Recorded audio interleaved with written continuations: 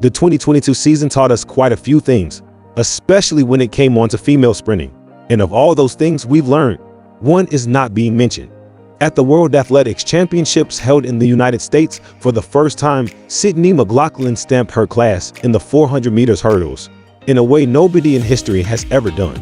She made light work of the second and third fastest women in history and took down her own world record by 0.73 seconds, a record she set less than a month earlier.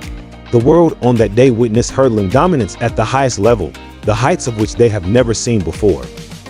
Now having the Olympic title, world title, and the world record, Mclaughlin is arguably the greatest female hurdler in history. However, she may possibly take an even more massive step as it relates to her legacy, because in 2023 she may become the greatest female athlete to ever live. Having dominated the 400 meters hurdles, it is quite possible that she may turn her head to the flat 400 meter sprint, and even solely controlled by the Bahamian Miller Ulibo. That is, until Salwa Ineza returns. It makes it even more interesting to see her tackle those two, along with the rising Dominicans who at the moment are improving every passing race.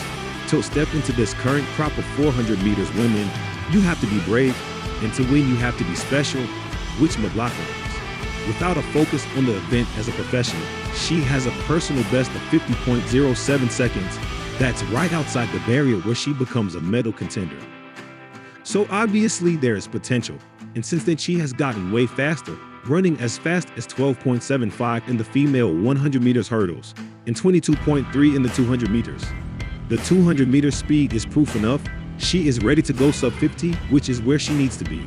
And if she somehow takes the flat 400 meters title to add to her Olympic and world title in the barrier event, who can compare with her greatness in this generation?